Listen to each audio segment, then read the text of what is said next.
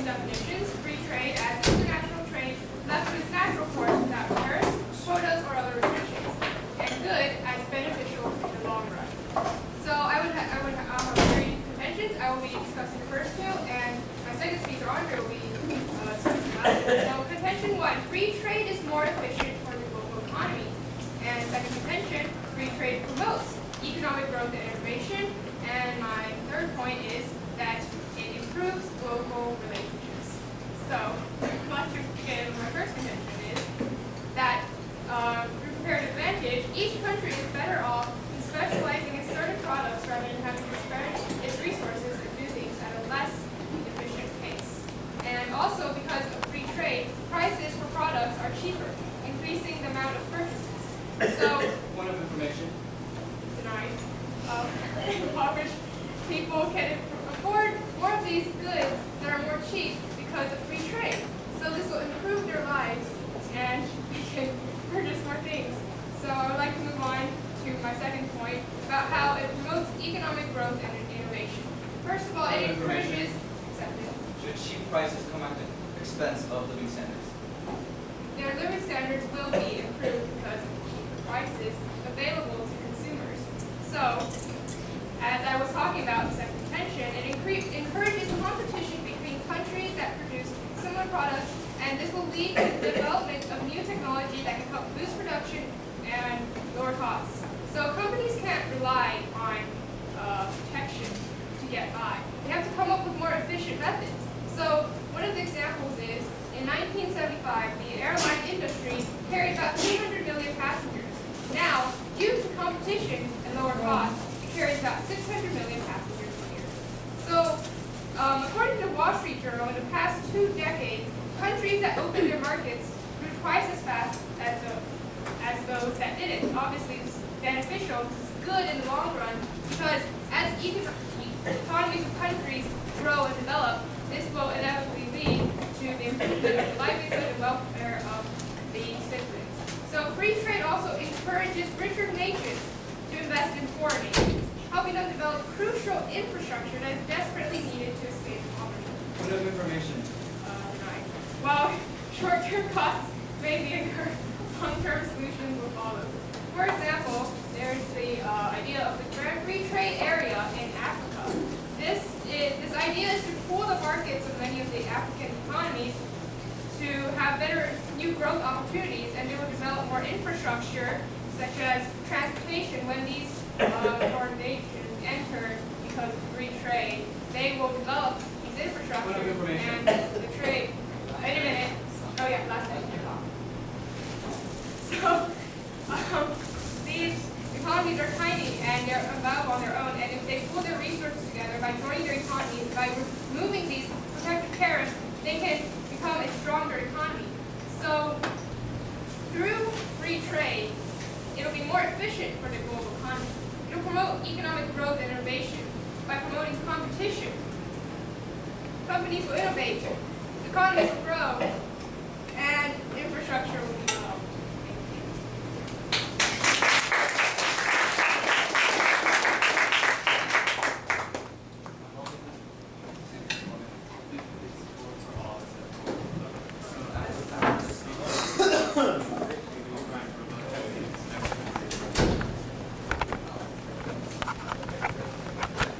Good afternoon, honorable advisor, fellow debaters, most esteemed opponents. Now, before going on to my own case, I'd first like to review some of the points brought up by the first speaker. Now, the three contentions are efficiency, economic growth, and improved global relationships. So I'll first address efficiency.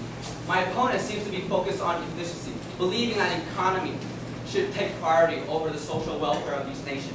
So we believe that is gross and disgusting. We believe that economies should serve society and improve the livelihood of society, and throughout our cases, we will prove that free trade and globalization has in fact degraded living standards across the world, including in the developed world. Now, she discusses how investments in Africa and other countries will bring improved infrastructure. Well, we would like to point out these investments usually have strings attached. These investments, for example, you have to privatize crucial resources, government services such as water. Previously in Bolivia, they had a lot of protests over this because these private for-profit companies charge their water at extreme rates. And also, if free trade agreements were so good, then Why did the Taipei students go out and argue against the free trade agreement we have in China? They obviously care about their livelihoods, and etc. There are so many other examples. Also, she mentioned airline companies. We like to point out that technology improvements is another cause for cheaper airline tickets. And we also like to point out that cutting airline regulations have also led to this, and this in fact has led to more accidents. So therefore, that is the ethos of business, profits over lives, that we want to point out. So we accept all their definitions, and so let me first paint a picture of the world. The economic system of the world is dominated by a handful of powerful corporations. Ladies and gentlemen, governments have no say in most of the economic decisions they have. For example, in the global financial crisis, the United States government was strong-armed into giving them bailout money because without this, the economic system will be in ruin. So therefore, ladies and gentlemen, the global economic system is in the hands of the few. And we believe this is bad. We believe the role of government should be protecting the people. And one of the tools for protecting the people is by having tariffs to protect domestic industries and skills. So Apple, Microsoft, Goldman Sachs, they have horrible working conditions in China and India and other developing countries, for example. They strong-arm, yes sir.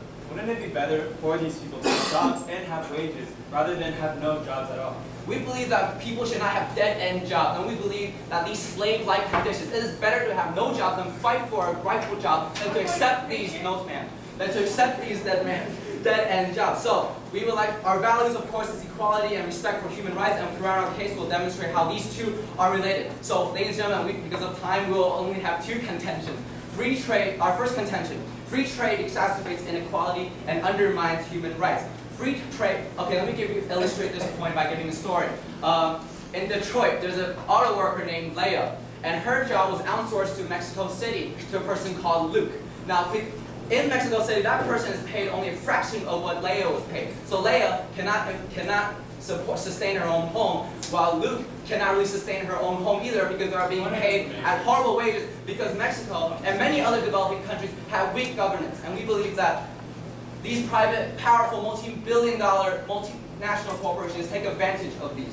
So, theoretically, free trade should create equality, theoretically, ladies and gentlemen. But however, these companies, when they outsource jobs, they pay a minimum wage. So, but the prices remain the same, or maybe just slightly lower. So where does all the money go? It goes to the pockets of those powerful private institutions. So they're creating a pernicious cycle where people who are losing their jobs in industrialized nations can't improve themselves, are increasingly dependent on welfare from the government, and then people in developing countries are stuck in these horrible working conditions and low wages. Now, inequality, as shown, has been shown to cause poverty, violence, and tyranny. And my second speaker will go on to discuss this.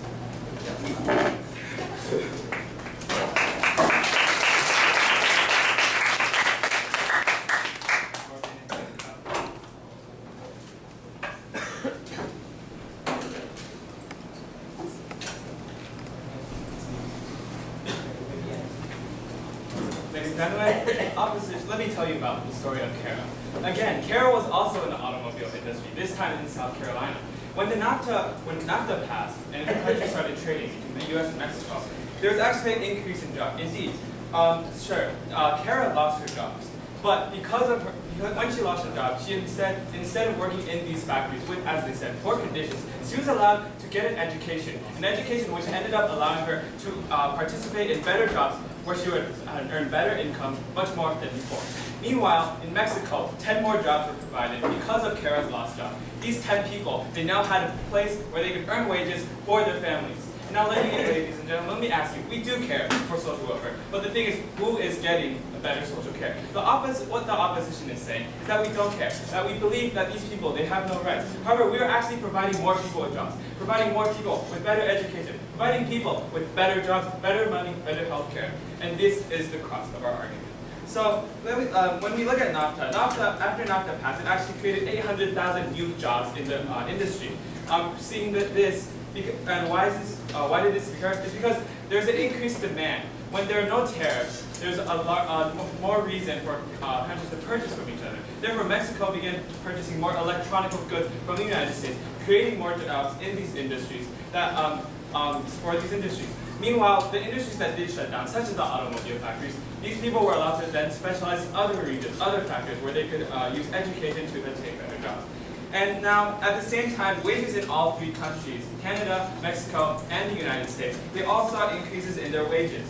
And as this shows that these countries all have been better off ever since the free trade agreement. So therefore, this refutes all their previous arguments of equality. Now, moving on to our third contention, that it improves global relationships.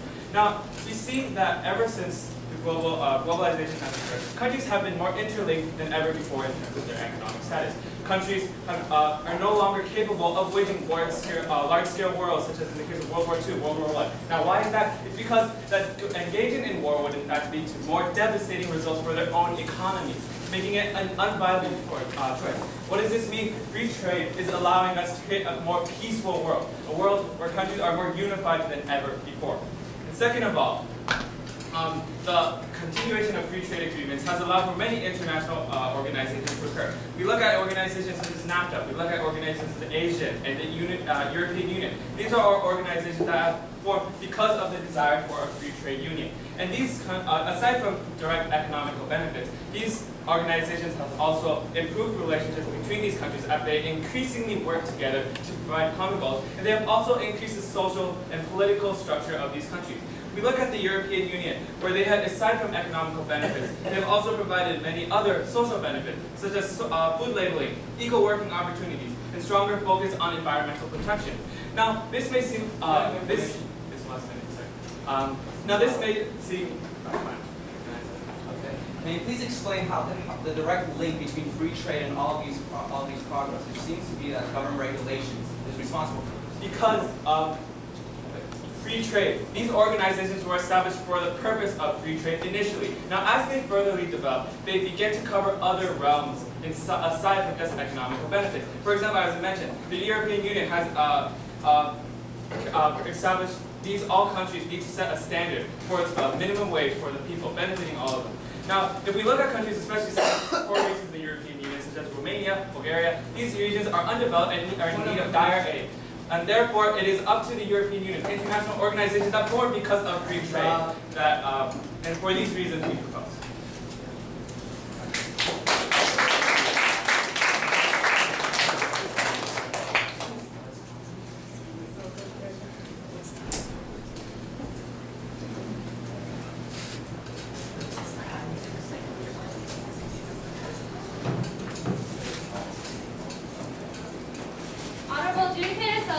Ladies and gentlemen, so the affirmative team has defined free trade to be having trade with absolutely no tariffs, no restrictions, no quotas, etc.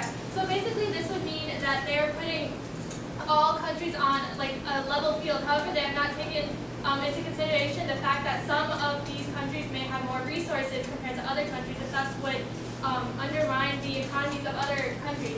For example, they brought up the fact that NAFTA has actually increased the number of jobs. However, apparently since NAFTA has been established, more than 765,000 jobs have disappeared as a result because these industries are trying to fight in this competition for more profits and more, to gain more customers, would end up going through all lengths to increase their profits, and thus would also affect the environment of these countries. Furthermore, the affirmative team has mentioned that free trade is the status quo. However, that is not the case. In many cases, although it may seem like there is free trade, there are actually many secret regulations that governments have put onto these trade issues. For example, the U.S. has actually subsidized many of the farmers in the United States in the production of their farming products, so that way when they export these goods into other countries, it would ruin the local markets of these other countries, and thus would also take away from the economy of these countries. And since it takes away from the economies of these countries would have their infrastructure ruined because they wouldn't have more money to develop their infrastructure. Thus, it would refute the point that the affirmative team has brought up that with free trade, it would benefit the economy of all countries, and thus would allow them to. However, according to the comparative advantage law of economics, these countries also have other services, other programs that they can help provide for these richer nations, such as labor. In that case, wouldn't it still be beneficial for these countries? However, in the case of free trade, because these countries would want to gain more economic benefits, they would exploit these workers and give them minimum wages, so their labor would be worth like nothing, and so it would end up undermining these countries. And because they don't have this infrastructure, they can't develop better education, as the affirmative team was mentioned, and they Point of can't. information. In these poor areas, even $2 a day means a life, one day, one more life. Is this not significant enough to keep them jobs? However, they would not be getting good. Working conditions, and you need to increase human capital in order to help your economy. And if you have them spending their time doing labor, they would not be able to work on their education, and they would not be able to. Are you not aware that these people who are employed in these places that you say they should not be, have otherwise basically no opportunities? However, if it's free trade, they have absolutely no tariffs protecting their local economies, and if they don't have protection on their local economies, then they don't have their entire economy wiped out, because these countries that have more resources will be able to invade these countries and completely wipe out, because they would not even have the opportunity to develop into better standards. Okay. Furthermore, because these countries would want to gain more profit, they would deplete the environment. They would go after NAFTA was established in the zones along the U.S.-Mexico border. The increased pollution and improper disposal of chemical waste has actually had raised rates of hepatitis and birth defects. And thus, when these issues happen, then taxes from the people will actually end up having to be used to help these diseases, and instead of being able to help education and.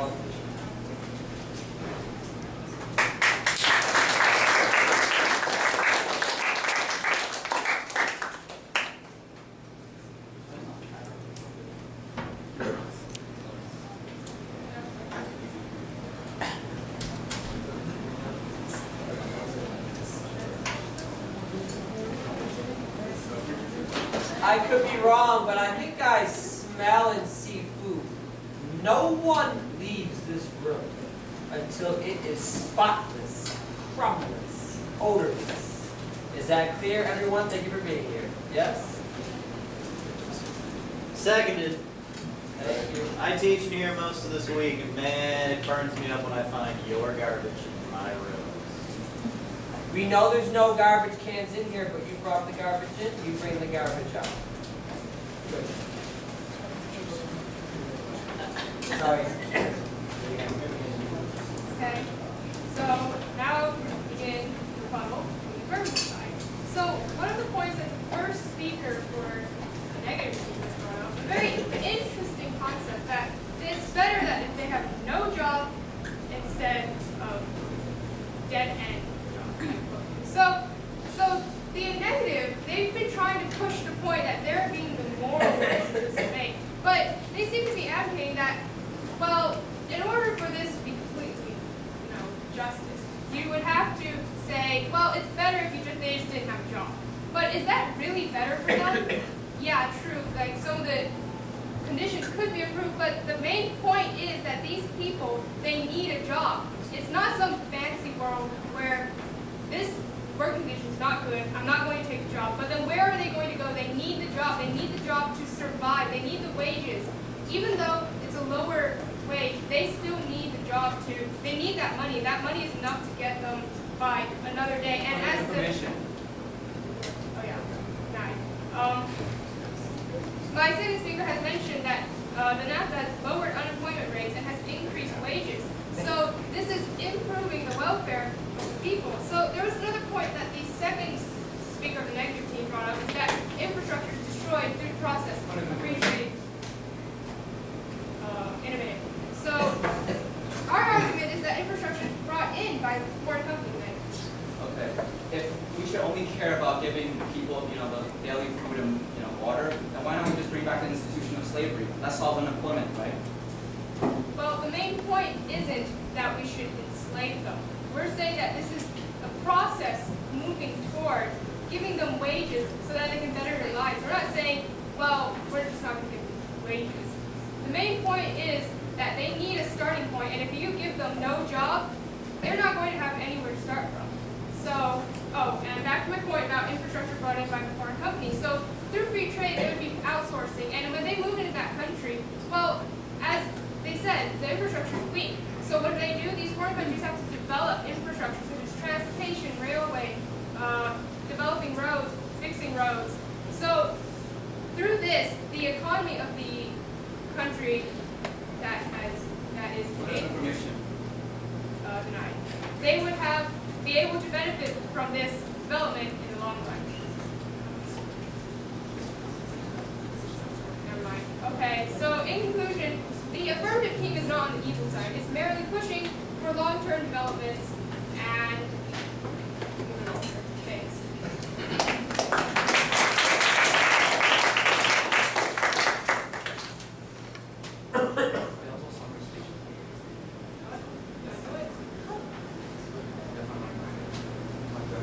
Okay, because my second speaker accepted 3 POIs, I'll not be accepting any POIs in this speech.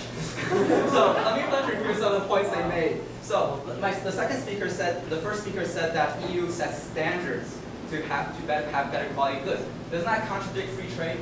By definition of free trade, you should not be setting standards on anything that comes in, right? So that's contradicting themselves. And also they said NAFTA. Okay, we brought up facts, they brought up facts. Okay, NAFTA, cost of job, gain job. But we like to point out that jobs that are gained were in deplorable conditions, and these private enterprises gain a lot of money in this process. And we reject the notion that giving the people enough to survive per day is justified. We believe human beings have a right to better themselves, and one of the avenues for this is to learn a skill or trade and gain an education. And we believe having decent wages and a decent living condition can help better that. So we should not accept their value, which seems to be, oh, they get $2 a day, that's better than as they can live.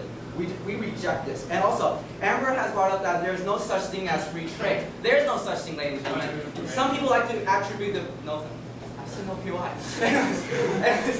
China, for example, let me bring up issue of like China, for example. China has had rapid economic growth, creating the largest middle class in the world. They created this, ladies and gentlemen, through tariffs, not free trade. By creating tariffs, they in fact protect their own domestic economies and outbid the United States. Now, how did it outbid the United States and other industrialized world? This brings me to my second contention. Free trade undermines government assistance and destroys the environment. Now, because all governments want jobs, right, from these private enterprises, by having free trade, you are putting power in the hands of these private enterprises. So therefore, these governments will cut labor regulations, environmental laws to appease these private enterprises. Taiwan does this. Taiwan subsidizes this science part to attract these private enterprises to come here. However, now not all nations have as strong as democratic principles and institutions as Taiwan. So there it is for these inequality.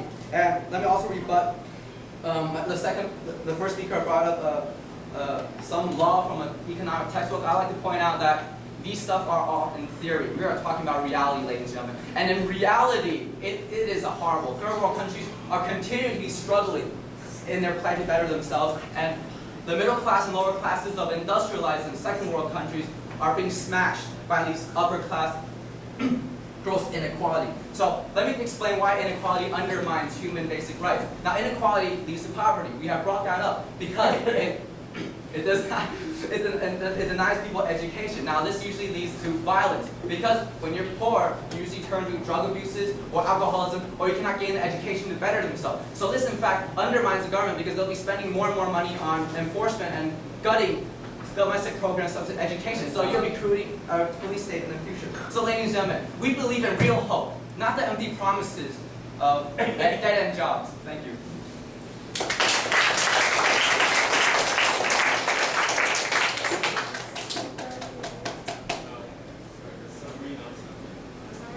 Mr. Walker, can I stay? Yeah, go ahead. You got a few minutes for it.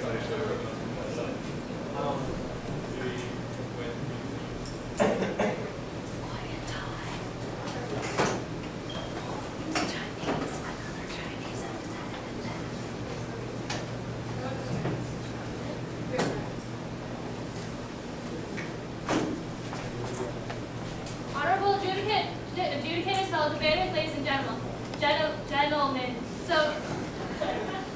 So in this argument, the negative team has brought up the fact that free trade basically does not exist, that it is impossible to have free trade in the sense that when we're trying to establish free trade, we end up taking away the abilities of other, taking away the infrastructure and abilities for improvement from other countries, such as third world countries, and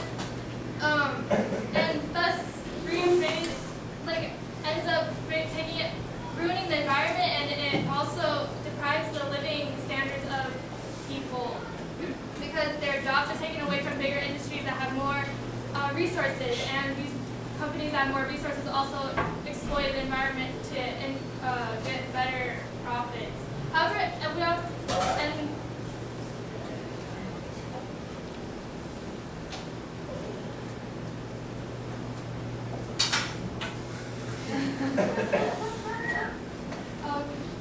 the negative team has also brought up the fact that free trade would actually ruin the lives of these people that were less advantaged in these purposes because they wouldn't be able to invest in their infrastructure and their healthcare, and the privatization of important government structures such as water would also harm the people because they would end up having to pay impossible prices for these resources, and they wouldn't have good living standards.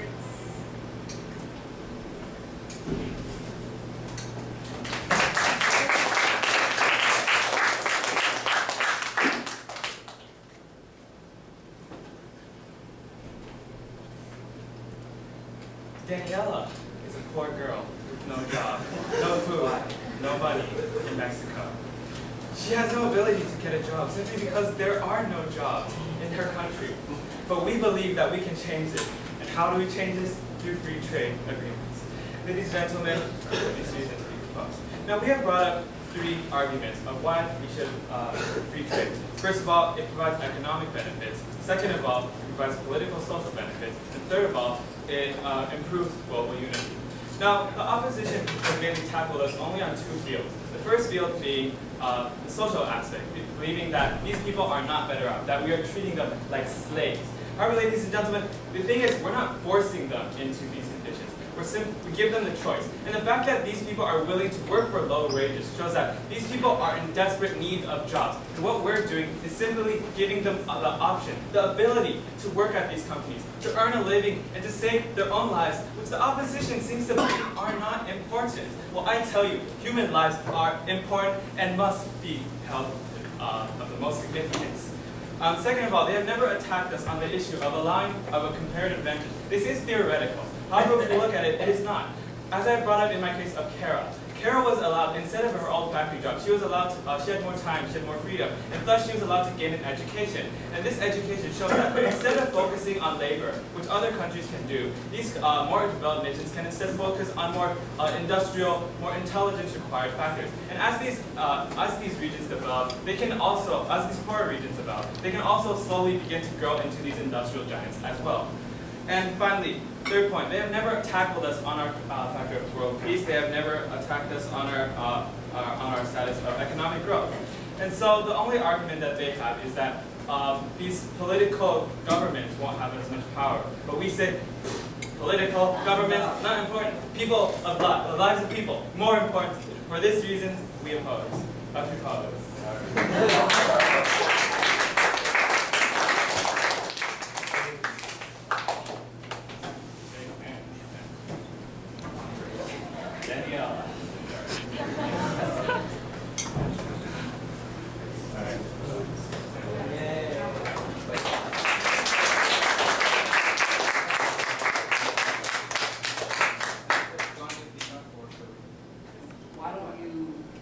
Demonstrate, you can get back to your opponents, and then we'll quickly tell the audience and you guys can do it. If you do have to get back to your homework because you know your home teacher will dock you points or whatever, please excuse yourselves.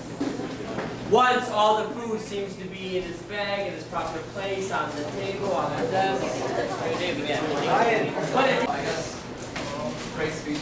I guess our biggest constraint would be just our time limit. In usual debates, it's actually more at least 5 minutes per person. So I believe they did a really good job of cramming 3 points into their short speeches, and especially I like how Andre tackled addressed all of our points. That's the most important job of this first speaker of the opposition side. You have to tackle their points right away, otherwise they'll assume that you agree with them.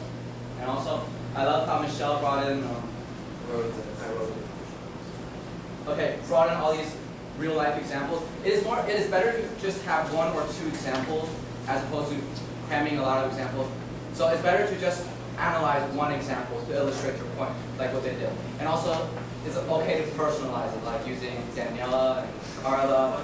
To, yeah, that's your example. To illustrate your point.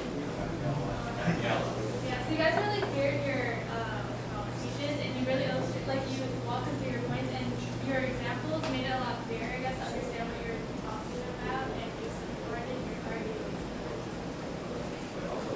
And also what Andre did in the final speech was awesome. Like, that's what you're supposed to do. You're supposed to say what we did and what they did. Amber did the same. And okay, we think they won because he was right. We did not address their second and third contention as well as we should have. And when you're the final speaker, you have to point that out. And it's okay not to point that out earlier because you want them to continue down that path. You see. Alright, so you guys, good speech, good speaking abilities, good points. You guys did a lot of good rebuttals, but at the same time, I would also like to point out that it may not have been the best strategy, especially considering our time constraints. I think both of you actually, you guys spent over 3 minutes on your rebuttals, and so I think it's Amber. By the time you got to your contention, it was the last minute already. You ended up running out of time, and so that runs us into some problem when your argument's underdeveloped, and we can't really rebut it either.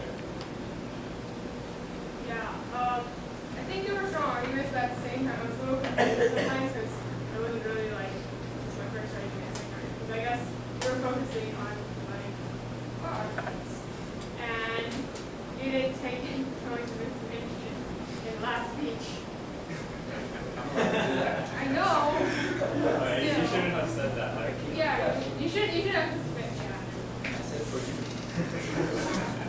Alright, yeah. So. Please give them one last round of applause. Thank you. A lot of you did not sign in, These are the people that did not receive the but we need to know who's